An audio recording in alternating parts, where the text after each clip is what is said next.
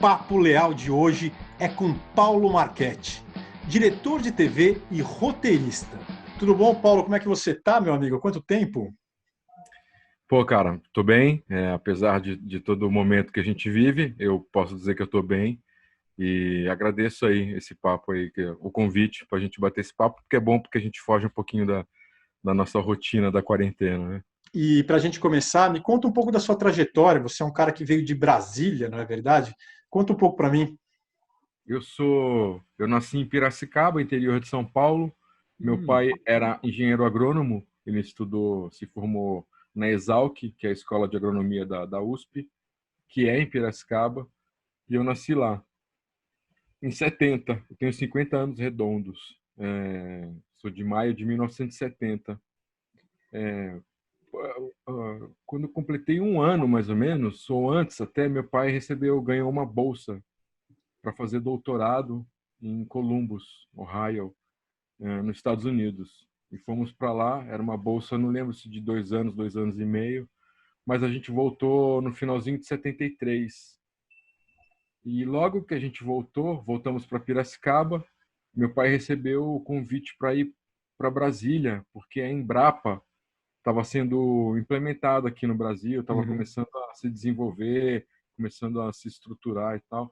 Estavam começando a chamar os profissionais e meu pai foi chamado para ficar 2 anos lá, para implementar alguma área lá, não lembro o que que é. Meu pai mexia muito com irrigação e terra, ele era especialista mais nessa parte de irrigação.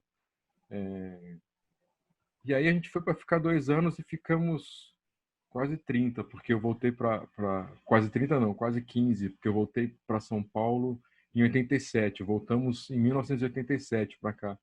E aí nesse tempo que eu fiquei em Brasília, eu cresci com o que depois veio a ser conhecido como a Turma da Colina, que é a turma que gerou os grupos Legião Urbana, Capital Inicial, Plebe Rude, até mesmo Paralamas, apesar de ser uma banda feita no Rio, também era dessa turma da colina, e eu cresci com esse pessoal. Então, lá em Brasília, eu me envolvi com música, tive banda lá, meu grupo, que depois gerou o Raimundos.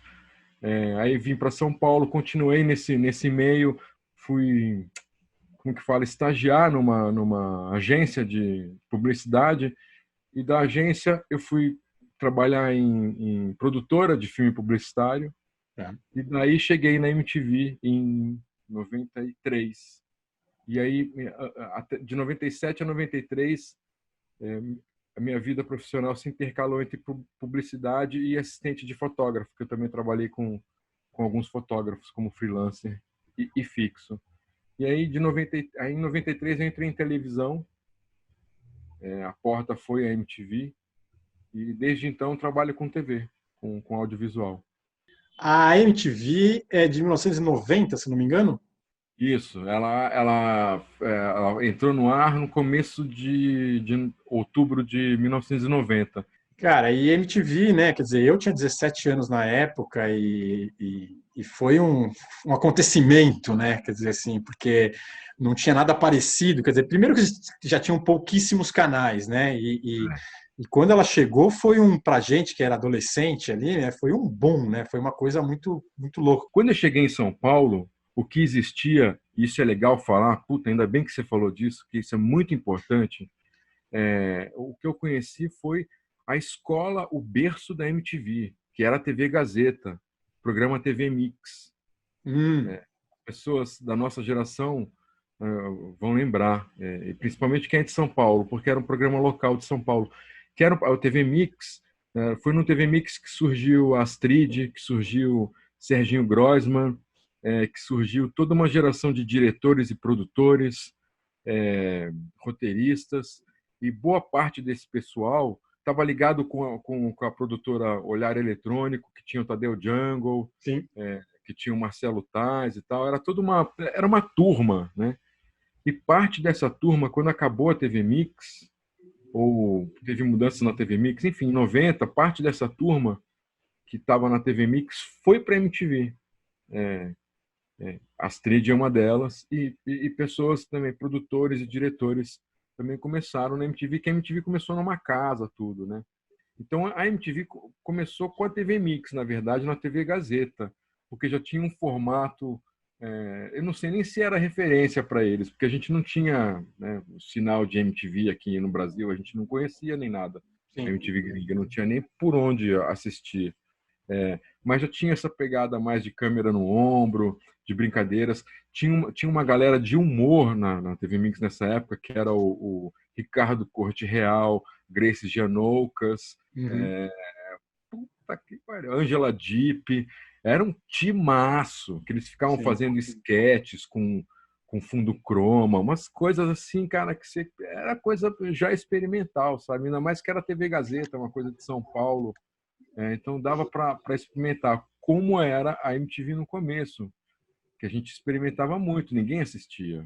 Nesse começo aí, 90, quando era o HF, de 90 a 93, principalmente, era underground até para quem assistia, para quem gostava de cultura pop.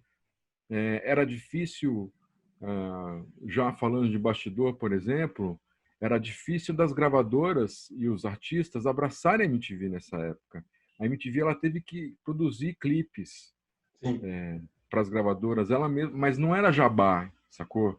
Não tinha nada a ver com jabá, era assim, cara, a MTV não tinha clipe, não tinha um acervo legal de clipe nacional. Os clipes gringos tinham todos, porque as MTVs da Europa, dos Estados Unidos, mandavam para a gente os clipes, tinha esse intercâmbio.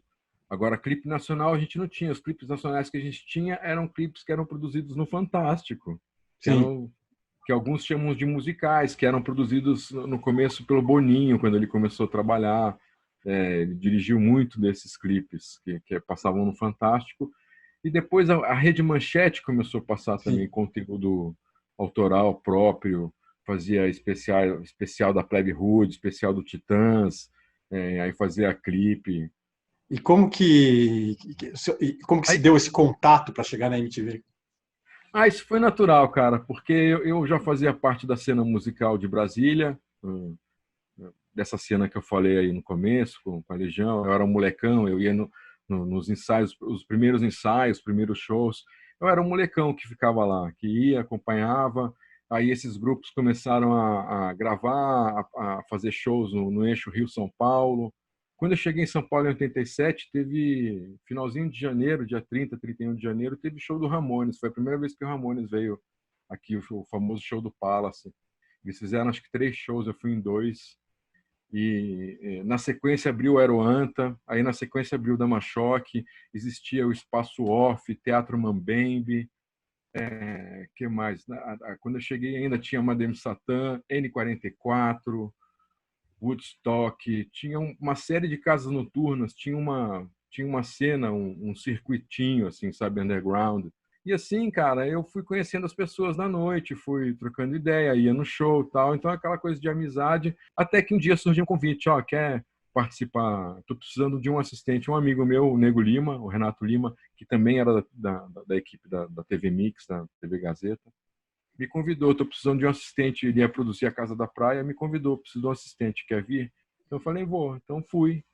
Só que eu fui e voltei. Fui para ficar uns 5 meses, 4 meses, um projeto de no máximo 5 meses. Acabei ficando até início de 2000. Legal. E aí você começou como assistente de produção. Lá comecei como assistente de produção. O que aconteceu? Eu fiz a Casa da Praia, que foi um projeto maravilhoso, em Camburi. A Sim. MTV alugou uma casa numa praia, em frente à praia mesmo, assim, cravada Eu na lembro que areia. era fantástico. A casa era um cenário. Tudo era cenário, a cozinha, os quartos, tudo era cenário, banheiro. A Astrid, por exemplo, com disco, ela gravava até no banheiro. Gravava em tudo quanto é lugar na casa. Ninguém dormia lá porque ela era realmente um cenário. E a gente recebia. Foi o primeiro. Quando eu falei para você que no começo a MTV não era ninguém dava bola, inclusive artistas e gravadoras. A Casa da Praia foi um dos motivos. Ela existiu, o projeto veio à tona. Um dos motivos foi para mostrar para as gravadoras e para os artistas que existia um lugar para eles. porque aí começou, os artistas começaram a ir na casa da praia. Gravava-se dentro da casa, gravava-se na praia, ali fora no quintal dela, botava. Então, e a gente acompanhava essas gravações. Teve uma gravação que o Gastão foi pular de Asa Delta, acompanhei para ver tudo em ordem e tal. Terminou a casa da praia, eu fui lá dar um tchau, porque eu mal entrava no prédio da MTV. Eu entrava assim para ir buscar as coisas para viagem. O ônibus saía Entendi. da MTV, então eu pegava lá os papéis, os espelhos, as caixas com fitas, porque a gente tinha que levar fitas e fitas, né? Aquelas betinhas de 30. E aí fui lá um dia, e nesse dia é interessante, que foi o dia da grande mudança que aconteceu na MTV. Eu estava lá exatamente para me despedir e tal, e a Astrid falou, pô, gostei do teu trabalho, fica com a gente. Estávamos lá conversando e tal, o Zeca Camargo chamou o pessoal da produção para estourar um champanhe. Eu não lembro o que, que era, acredito eu que era para comemorar o fim do projeto da Casa da Praia, essas coisas. E fomos todos para a sala do Zeca Camargo. Brindamos lá com um copinho de plástico, alguma coisa, não sei se era vinho, champanhe. Hahaha, rimos, tal, não sei o quê. Ah, beleza, vamos descer, vamos descer. Quando a gente abriu a sala e saiu da sala, tinha um executivo da Abril para entrar na sala do Zeca Camargo. No que a gente desceu esse lance de escada, já tinha gente chorando. Tinha uma menina na escada chorando, aí eu desci mais, tinha outra pessoa no corredor chorando, aí eu entrei no departamento, o clima estava péssimo no departamento de produção. Aí, de repente, deu 5 minutos, a gente entrou lá, a gente descobriu que um monte de gente tinha sido mandado embora, e deu 5 minutos, tocou o telefone, o Zeca Camargo foi mandado embora. E a gente assim, pô, mas espera aí, a gente acabou de sair da sala dele. Aí nessa, eu falar tchau, então eu vou embora, não sei o que, a Cid virou e falou, não, fica com a gente, gostei do seu trabalho, você trabalhou bacana. Eu falei, pô, eu fico, mas eu quero dirigir, eu falei para ela, porque eu não gostava de produzir, eu fazia produção tudo, mas eu não gostava.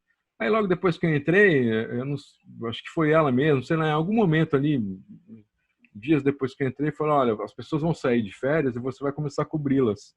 Então, o que aconteceu é que eu comecei a cobrir férias dessas pessoas. Quando elas iam saindo, você ia cobrindo. Emendando. Quando uma voltava na sexta, a outra saía, sabe, na segunda. Então, eu emendei aí uns 6, 7 meses só de direção. E, claro, acumulando outras funções, porque lá na MTV a gente fazia de tudo e ela é famosa por causa disso, porque a gente fazia de tudo. A gente escrevia, criava, editava, dirigia, né? Então era desse jeito. Então eu nesse ano de 94 eu praticamente dirigi todos os programas e todos os VJs. Eu fiz desde o lado B, que é o mais alternativo, segmentado, até o top 20, que era o mais comercial e popzão de todos. Aí em 95 veio uma grade nova. Aí eu passei a ter meus programas e tudo. A música anda meio esquisito ultimamente. Não sei qual que é a sua opinião sobre esse assunto. Não, eu sou radical nesse sentido, viu, cara? É. Eu sou bombardeado às vezes no meu blog, e porque eu, para mim, assim, música autoral e artistas novos não tem mais a mesma importância que havia até os anos 90, vai até metade dos anos 90. Por quê? Ah, mas é simples isso, cara. Tá muito na cara que as pessoas não conseguem enxergar. Antigamente, o que a gente tinha, nós jovens, de válvula de escape, era música, era a gíria, o modo de se vestir, nem tanto, porque a gente também era um pouco limitado aqui no Brasil, a gente não tinha essa tecnologia toda que a gente tem hoje, as faculdades eram limitadas, a gente não tinha tanta faculdade de cinema, não existia, por exemplo, faculdade de publicidade, de marketing, de informática, de um monte de coisa que tem hoje, cursos, a facilidade que hoje você tem de viajar e estudar fora. Então, assim, a música, com toda essa tecnologia, foi perdendo o protagonismo, cara, da nossa. Da, deixou de ser a única válvula de escape. E ela passou a se tornar redundante, cara. Eu costumo falar que todos os acordes já foram feitos, todas as misturas já foram feitas. Mas, assim, parece que eu estou sendo. Ah, que estúpido, nossa, muito grosso e tal. Mas, cara, eu estou sendo cruel mesmo, estou sendo direto. E é verdade, tudo o que é de bom na música já foi feito, seja fora do Brasil, seja no Brasil. É claro que o mercado precisa se alimentar, a gente precisa ter artistas novos e tal, mas eles não vão ter a mesma qualidade dos outros, porque muita letra linda já foi escrita sobre todos os assuntos que você pode imaginar, sabe? Baladas eu não vou ficar aqui nominando artistas, mas eu digo da soul music, eu digo da MPB dos anos 70, eu digo do rock, porque eu sou um roqueiro nato, eu nasci escutando punk rock, eu sou um roqueiro, mas eu amo soul music, por exemplo. Então, se você começar a ver todos os gêneros, todos eles decaíram a qualidade. O rap, todos eles, cara, todos os gêneros. O pop grudento, que seja das boy bands e tudo. Então, a música perdeu esse protagonismo por causa de redes sociais, por causa de muitos outros conteúdos que a gente tem hoje que a gente não tinha, cara. Nos anos 80, até nos anos 90, a única coisa que a gente tinha de informação visual e escrita eram as revistas, que eram mensais. Sim. A Bis, a Roll. Aí saía, aí assim, tinha até chegar à internet, por exemplo, Soul Music. Eu sempre fui muito fã de Soul Music, mas a minha urgência era outra, era o rock, era o punk rock. Eu preferia comprar um disco do Buzzcocks do que um disco do Marvin Gaye. Mas eu amava Marvin Gaye, mas para mim, ali, moleque, o urgente era ter o disco do Exploited, entendeu? Então, assim, eu só consegui consumir a soul music que eu queria, que eu gostava, que eu amava, a partir do Napster, né? Porque eu não precisava comprar, gastar dinheiro com tudo isso de novo. Porque saiu vinil, a gente comprou os vinil. Saiu CD, a gente comprou CD. Aí saiu MP, compra MP. Eu não assino Spotify, cara. Porque, bicho, na boa. Pagar mais ainda, já paguei minha vida inteira para escutar música, cara. Eu já tenho meus arquivos, eu tenho um jeito de escutar, não vou pagar mais. Hoje, a geração de hoje não escuta mais CD inteiro. A minha filha tem 19, ela é de 2001, mas ela não é de escutar um CD do começo ao fim. Ela escuta até o CD, mas aí dali ela tira 3, 5, 2 músicas, e é isso que ela vai escutar, coloca na tua playlist, e assim fica. Então mudou a geração. É isso, cara. O jovem hoje tem muitas... É uma tristeza, né? O jovem hoje tem muitas ferramentas para se trabalhar, não só a música, para se expressar, para gritar ou para procurar um caminho. Você ficou na MTV até 2000? 2000, E a MTV acabou a MTV, eu digo a MTV Music, né? Temos uma MTV que é uma outra coisa, devia chamar outra coisa, inclusive. Acho acabou que 2014. 2014. Quando eu saí, já não era mais a mesma coisa. Eu saí porque estava chato lá. Ficou sério demais? Também. Ela foi sendo destruída aos poucos pelas pessoas que começaram a comandar ali. Falo isso numa boa. Gostaria de falar uma coisa que é muito legal e muito importante, já que a gente está falando de bastidores, que era mais ou menos o nosso dia a dia. O prédio tinha dois estúdios. O estúdio A, onde eram gravados os VJs com fundo eletrônico, com fundo chroma key, disco MTV, Gás Total, que eles ficavam em pé chamando o clipe. E tinha um estúdio B, que era um estúdio maior, que dava recuo de câmera, tinha cenário, tudo, que diz a lenda que foi onde rolou o primeiro beijo da televisão brasileira. Porque ali era o prédio da antiga TV Tupi. Exato. Então, a gente gravou no estúdio B, que esse é um estúdio histórico. Foram gravados... Ele é um estúdio pequenininho, mas foi gravado novela, foi gravado, enfim, um monte de coisa. Aquela interação que existia na televisão, de antigamente do teatro com TV, né? Sim. Muita coisa foi gravada ali. Então, tinham esses dois estúdios. Funcionava só naquele prédio. Não tinha mais... não, tem uma parte da MTV que fica nessa casa, ou que fica no outro prédio. Não era todo mundo lá. Todo mundo se conhecia. Era uma grande família. Éramos todos praticamente da mesma geração, da mesma idade. Todo mundo gostava de música. Todo mundo, independente da gente, por exemplo, fazer a transmissão do Hollywood Rock ao vivo, se a gente não tivesse na MTV, a gente provavelmente tinha comprado ingresso para ir no Hollywood Rock. Sim, com certeza. Sabe? Porque eram pessoas que gostavam de música, que consumiam música independente da MTV. Então a gente trabalhava com o que a gente gostava. Um dos programas que eu fui diretor desses novos chamava Na Chapa, era com Ah, Cazé. lembro disso. Lembro disso. O Na Chapa, ele abria a programação do dia, ele passava das 6 da manhã às 8 da manhã.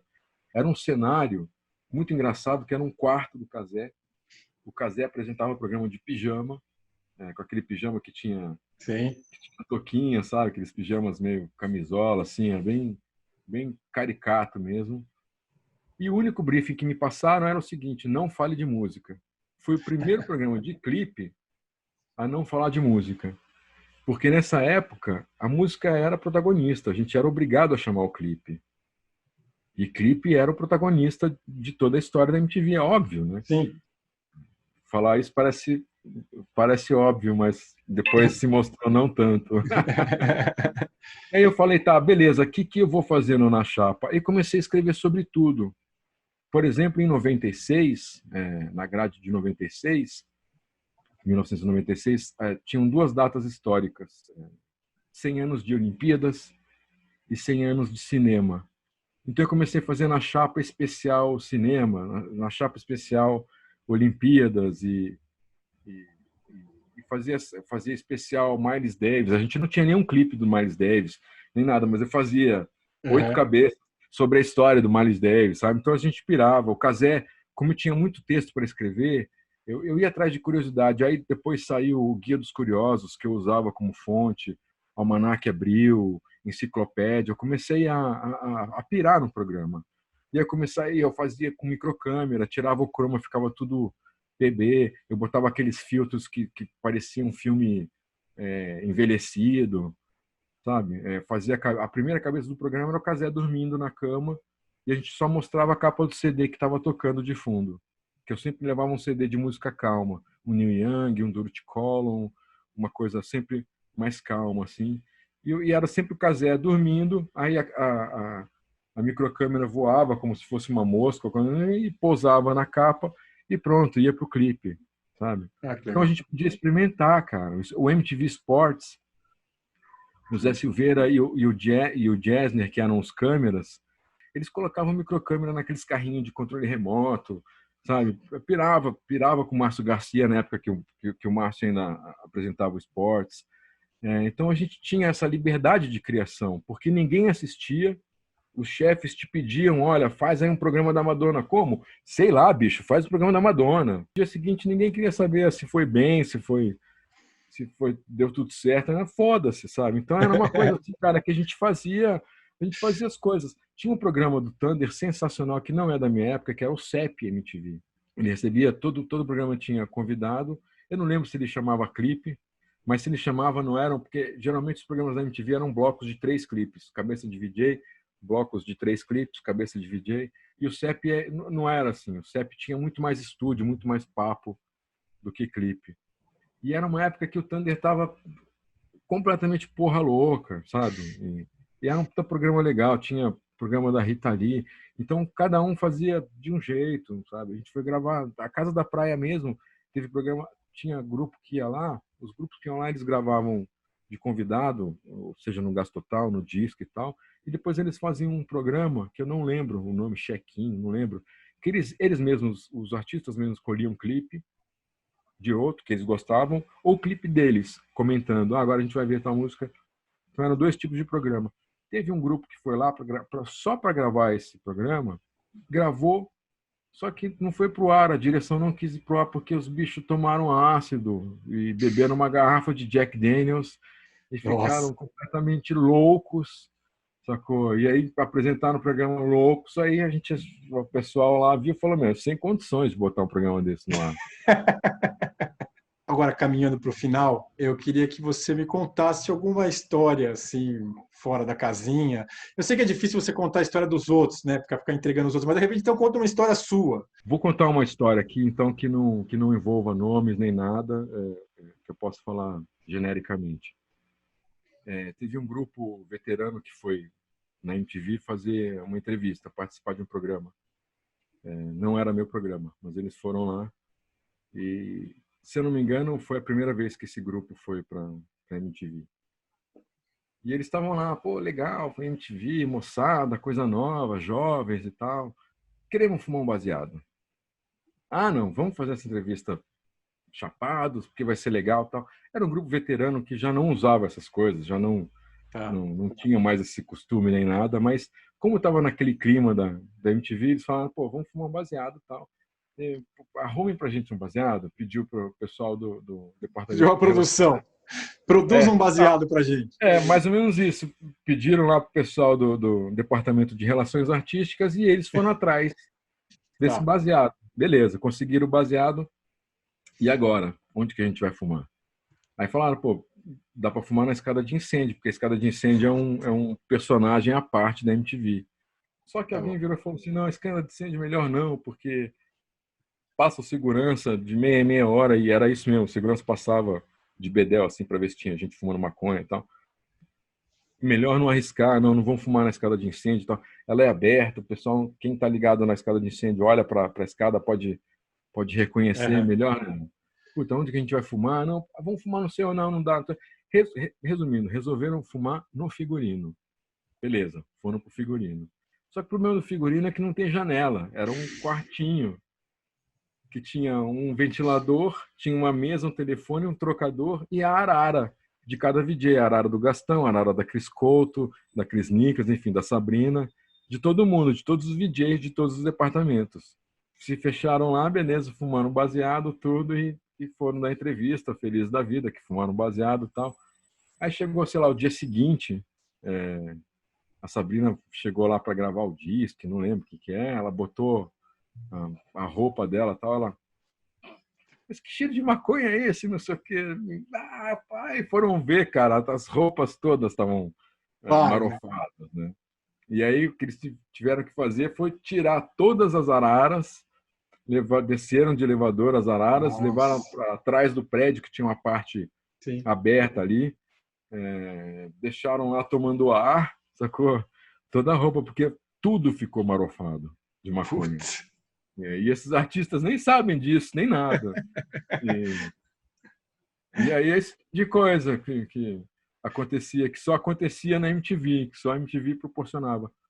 Tem uma outra história legal também, que desenha bem o que era o começo da MTV. A gente, no programa de verão, no projeto de verão 94, 95, se chamou MTV no Verão.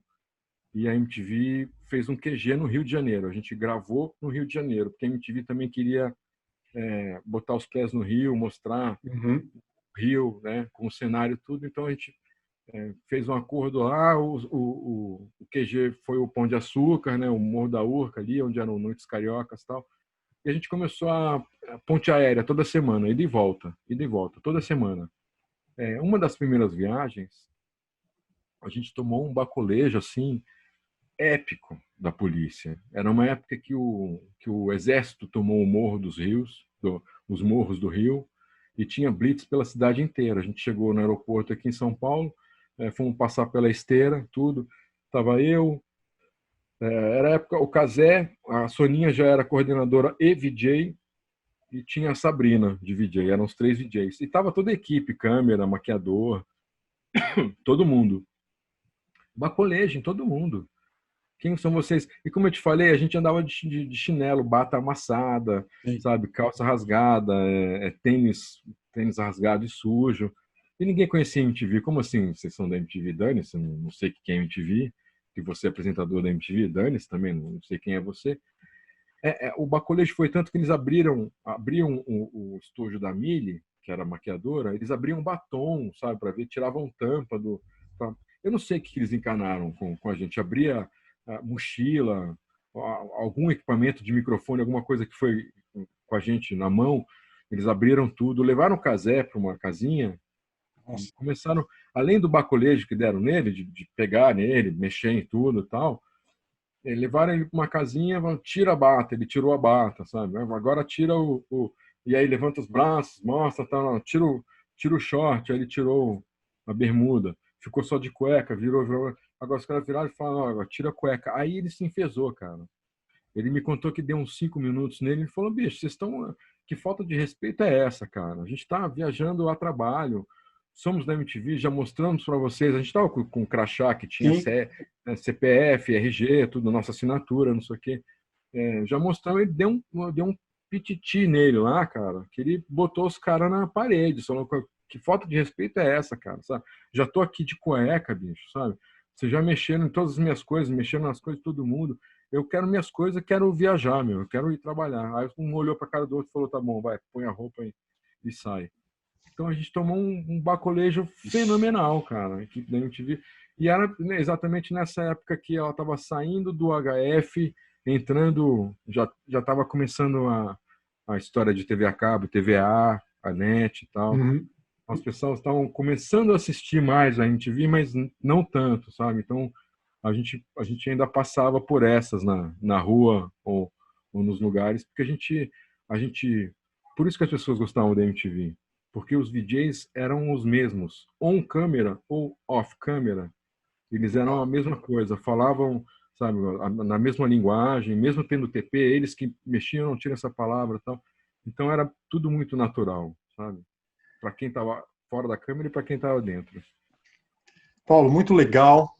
Gostei da gente bater esse papo. Eu queria que você desse uma fechada, falasse alguma coisa, aproveito para fazer um jabá, né? Vamos fechar aqui a entrevista. Fique à vontade. Eu quero primeiro agradecer mais uma vez o convite. Eu adoro bater papo, contar história. Tem o meu canal lá no YouTube, o Paulo Marchetti, que tem alguns videozinhos que eu conto mais bastidores da MTV.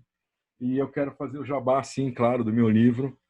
Eu, em 2001, lancei um livro que eu conto a história da turma de Brasília, da turma do rock de Brasília, a turma da Colina. Eu entrevistei umas 70 pessoas para fazer esse livro, 60 entraram no livro. Eu lancei pela Conrad em 2001, ele é esse aqui, que hoje essa versão está fora de catálogo, ano que vem ela completa 20 anos, mas você encontra essa versão aqui, essa edição, dá para encontrar no estantevirtual.com.br.